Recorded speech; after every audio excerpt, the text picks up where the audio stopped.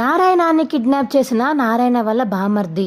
నారాయణాన్ని kidnap చేశారన్న విషయం తెలుసుకుని నారాయణ వాళ్ళ బామర్దిని చితక్కొట్టిన చక్రి కేశవ.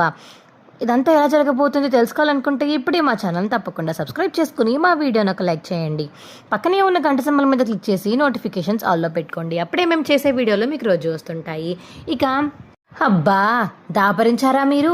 అయినా మిమ్మల్ని ఎవడు ఈ ఊరు రమ్మని చెప్పింది? మీరు కూడా మేము వచ్చినప్పుడే రావాలా? అక్కడ వదిలిపెట్టరు, ఇక్కడ మమ్మల్ని వదిలిపెట్టరు అని తాయారు అంటుంటే, హలో ఎక్స్క్యూజ్ మీ, ఏమండి ఆపుతారా? ఇది మీ ఇల్లా, లేకపోతే మేము ఏమైనా మీ ఇంటికి వచ్చామా, లేకపోతే మీ ఊరు వచ్చామా? ఈయన గారు మీరు అక్క అన్న చెల్లెళ్ళే కదా, దానికి ఎందుకని ఇంతలా ఓవర్ యాక్షన్ చేసేస్తున్నారు? అయినా ఏదో మేము మీ ఇంటికి వచ్చినంటూ మీ ఇంట్లో ఉండి మీ అన్నం తింటున్నట్టు మాట్లాడతారేంటి? ఇది ధర్మసత్రం కాబట్టి ఎవరైనా రావచ్చు, ఎవరైనా ఉండొచ్చు. ఇది మీ ఇంటికి వచ్చినట్టు ఫీల్ అయిపోకండి, అర్థమవుతుందా? ఇంకొకసారి మా ఇంట్లో వాళ్ళని తక్కువ చేసి మాట్లాడారంటే మీకు మర్యాద దక్కదు అని తాయారుకి అయితే వార్నింగ్ ఇస్తుంది మహాలక్ష్మి. అబ్బా ఎంత బాగా చెప్తుందో నా బంగారం అని చక్రి కళ్ళలో అయితే ఆనందం కనిపిస్తుంది. మహాలక్ష్మిని చూస్తూ ఉంటాడు. కళ బాగా పడిందా అత్త నీకు?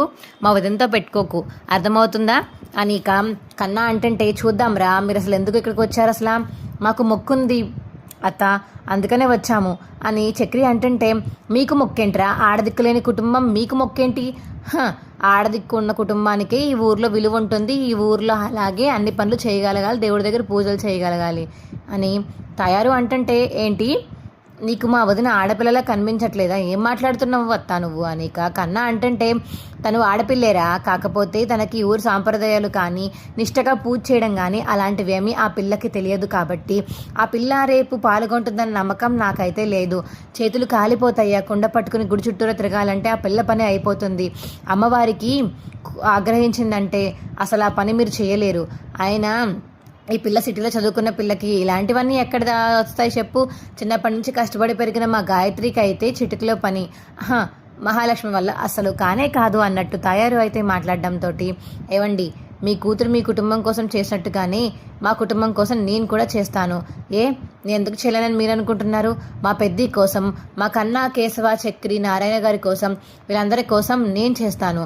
నేను దేవుడికి మొక్కుకుంటాను, అందరూ సుఖంగా ఉండాలనే మొక్కుకుంటాను అని మహాలక్ష్మి చెప్తుంటే, సరే ఎలా మొక్కుకుంటావో నేను చూస్తాను. నువ్వు ముందు అక్కడికి వచ్చి ఆ ప్రదక్షిణాలన్నీ చేసి పూర్తి చేయాలి కదా, అలా పూర్తి చేస్తేనే ఆ మొక్కు తీరినట్టు.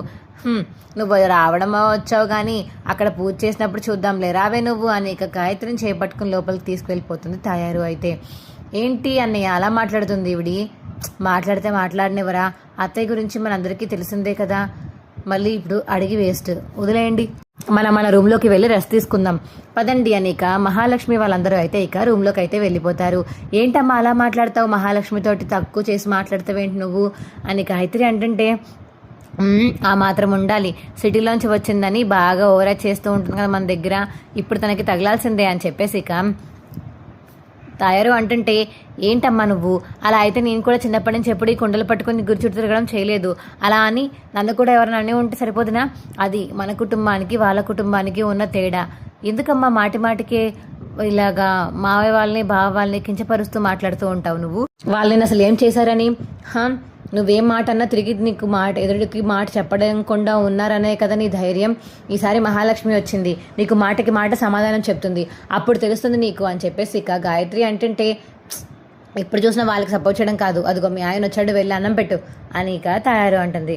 నేను పెట్టుకుంటాను కానీ నువ్వు వాళ్ళ జోలికి వెళ్ళావంటే నాకు మా బావకి నాకు బావ అంటే ఇష్టం లేకుండా మీతో పెళ్లి చేశారని చెప్పేస్తాను, అర్థమవుతుందా అని గాయత్రి వార్నింగ్ ఇస్తుంది. సరే అని వాళ్ళ ఆయన దగ్గరికి అయితే వెళ్ళిపోతుంది గాయత్రి.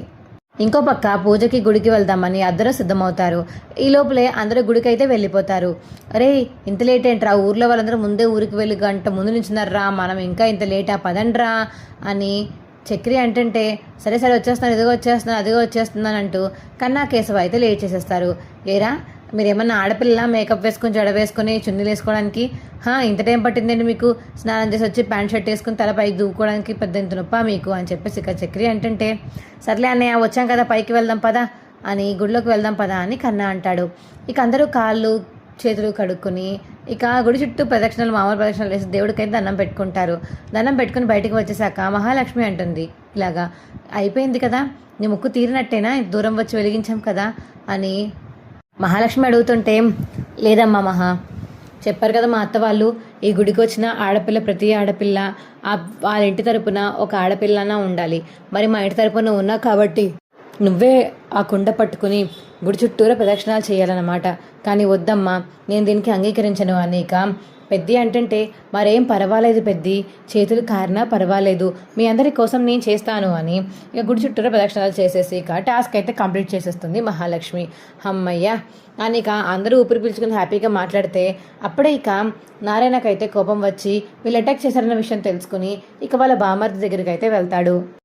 రే నారాయణ, ఎంత ధైర్యం రా నీకు? రే, నాకు మర్యాద ఇచ్చి పిలవడం మర్చిపోయావా? నేను నీ బావని రా, బామర్ది. బావ మంచు కోరుకుంటాడు. నేను నీ గోరు మంచు కోరుకోవాలా? నా అక్కని చంపిన నువ్వు సిగ్గు లేకుండా మా ఇంటి కింద భయం లేకుండా ధైర్యంగా ఎలా వచ్చావురా? ఇక్కడికి వస్తే నేను ప్రాణాలతో వదిలిపెడతాను అనుకుంటున్నావా నువ్వు అనిక? వాళ్ళ బామర్ది అంటుంటే ఏంట్రా నువ్వు వదిలిపెట్టేది? నాకు నా కొడుకులున్నారు, నా కోడలుంది. అయినా నన్ను నమ్మే నా కుటుంబం ఉందిగా, నీ దగ్గరికి ఎందుకు వస్తాను నేను? నీతో నేనెందుకు గొడవ పడతాను? అయినా ఇప్పుడు పంపించావు మనుషుల్ని, నా కొడుకులు నీకు రివర్స్లో సమాధానం చెప్పారు కదా, సిగ్గులేదా నీకు? అయినా నేను చెయ్యని తప్పుకి ఇప్పుడు ఇన్ని సంవత్సరాల నుంచి నింద అనుభవిస్తున్నాను. పెళ్ళాన్ని చంపానని హంతకుడిగా నన్ను మిగిలి చేశారు, కానీ ఆ హత్య నేను చేయలేదన్న విషయం నీకు తెలుసా? ఇన్ని సంవత్సరాల నుంచి పగ అని కొట్టుకుంటున్నావు. ఆ పగ ఏంటో నాకైతే అర్థం కావట్లేదు. నేను మాత్రం మీ అక్కని ఏమీ చేయలేదు. ఆ రోజు ఏం జరిగిందో నేను మీ అందరికీ వివరంగా చెప్పాను, అయినా నా మాటలు నమ్మట్లేదు. ఎవరు ఏం చేశారో చెప్పినా మీరు నమ్మట్లేదు. ఇక ఇప్పుడు చెప్పడానికి ఎందుకు వచ్చానంటే, ఒకసారి నేను నింద అనుభవించాను, మళ్ళీ నా కొడుకుల కోసం నిన్ను కూడా హత్య చేస్తే ఆ నిందని కూడా నేను అనుభవిస్తాను రా. నా కొడుకుల జోలికి కానీ వచ్చావంటే మాత్రం నీకు మర్యాద దక్కదు అనేక నారాయణ చెప్తుంటే, మీ కొడుకుల జోలికి దాకా ఎందుకురా, ఇక్కడే వచ్చావు కదా, ఇక్కడే వేసేస్తాను నిన్ను అని ఇక వాళ్ళ బామ్మర్ది అంటుంటే, నీకంత ధైర్యమే ఉండుంటే ఇందాకే నా పని అయిపోదును, కానీ నేను నీ ఇంటికి వచ్చేంత ధైర్యం ఉంది నాకు, ముందు ఆ ధైర్యాన్ని పోగొట్టగలవు అని నారాయణ అంటుంటే, బాగా చెప్పావురా అని ఇక చైర్లో వేసి కట్టేస్తారు నారాయణ. అయితే మహాలక్ష్మి వాళ్ళు ఇక రెడీ అయిపోయి గుడికైతే వెళ్ళిపోయి అవన్నీ చేసేయడం వల్ల అలా కూర్చుని ఉంటారు. ఏది నా పుత్రుడేడి, నా సుపుత్రుడేడి కనిపించట్లేదు అని మహాలక్ష్మి అడుగుతుంటే, అవును ఇప్పటిదాకా ఇక్కడే ఉండాలి కదా, ఏమైపోయి మనిషి అని అటు ఇటు చూస్తారు ఇంకా ఇంట్లో వాళ్ళందరూ. ఎక్కడ వెతికినా కనబడకపోయేసరికి ఎక్కడికి వెళ్ళిపడి మనిషి అని నారాయణ కోసం వెతుకుతుంటే అప్పుడే మహాలక్ష్మికి డౌట్ వస్తుంది. కాదు, మార్నింగ్ మనం అందరితో ఫైట్ చేస్తున్నాం, కానీ నారాయణ గారు ఎవరితోనూ ఫైట్ చేయలేదు, అలా మిడిల్లో నించుని ఉండిపోయారు. కానీ ఆ మొక్కల్లోంచి బయటికి వచ్చిన ప్రతి మనిషి నారాయణ గారి దగ్గరికి వెళ్ళారు. రాలేదు. మా వీడియో మీకు ఎలా అనిపించిందో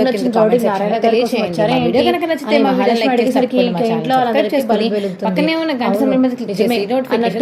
మాట్లాడుతుంటే నాకు అలాగే ఉంది. వీడియోని మిస్ కాకుండా చివరి వరకు చూసినందుకు చాలా చాలా ధన్యవాదములు. ఏమో కసి ఉన్న వాళ్ళు అన్ని కత్తులు ఉండి గొడ్డలు ఉండి అలా మనుషులు వస్తే ఎవరికైనా భయమే కదా. నాకు తెలిసినంత వరకు నాన్నని ఖచ్చితంగా ఎవరో కిడ్నాప్ చేసే ఉంటారు. మన దగ్గరికి ఇంకా ఫోన్ రాలేదంటే డబ్బుల కోసం అయితే అయి ఉండదు. ఈసారి ఫోన్ వస్తే మాత్రం అప్పుడు మాట్లాడే దాన్ని బట్టి చెప్దాము అని ఇక ఇంట్లో అందరూ మాట్లాడుకుంటుంటే అప్పుడే ఇక వీళ్ళని ఈ రూమ్కి తీసుకొచ్చిన అబ్బాయి అయితే వస్తాడు. మీ నాన్నగారిని ఈ ఊరికి ఒక సైడ్ ఉండే ఆయన కిడ్నాప్ చేసినట్టు మాకు తెలిసిందండి, ఇలా ఎందుకు రాత్రి వెళ్ళినట్టున్నారు, మళ్ళీ పొగ మీకు కనిపించి ఉంటారు చూసారా, ఇవాళ ఆయన రాలేదంటే మీకు టెన్షన్ పడుతున్నారా, రేపు రాకపోతే మొత్తానికి ఇంటికి రానని చెప్పుకోవాలి. ఈ లోపల మీరు వెతకండి, ఎక్కడున్నాడు ఏంటి అనేది విషయం వెతకండి అనిక ఇంట్లో అందరూ మాట్లాడుకుని ఇక నారాయణ అయితే వెతకడానికి వెళ్తారు. ఇలా అక్కడ ఉన్నాడని తెలిసిన వెంటనే ఇక నారాయణ కోసం అయితే కుటుంబ సభ్యులందరూ వెళ్ళి, రేయ్ మా నాన్నని కిడ్నాప్ చేస్తారా మీరు, ఎంత ధైర్యం రా మీకు అని చక్రి కేశవ అయితే కొడుతూ ఉంటారు. లోపలికి ఇక కన్నా మహాలక్ష్మి వెళ్ళి తాళ్ళు అయితే ఇప్పేస్తూ ఉంటారు. అది గమనించిన నారాయణ వాళ్ళ బామ్మర్ది అయితే, రే ఎవడ్రా మీరు, ఏం చేస్తున్నారు, వదలండి వాడిని ఎందుకు వదులుతున్నారు, ఎందుకు తీసుకెళ్ళిపోతున్నారు, వాడు నాకు వరుసకి సొంత బావ అవుతాడు, మా అక్కనిచ్చి పెళ్లి చేసిన వాడికి ఇంత నమ్మక ద్రోహం చేస్తావారా నువ్వు అని ఇక గట్టిగా అరుస్తూ ఉంటే మహాలక్ష్మి మాత్రం అలా చూస్తూ ఉండిపోతుంది. పదండి కట్లు విప్పేసారి ఫస్ట్ మనం ఇక్కడ నుంచి వెళ్ళిపోదామని ఇక వాళ్ళైతే అక్కడి నుంచి వెళ్ళిపోతారు.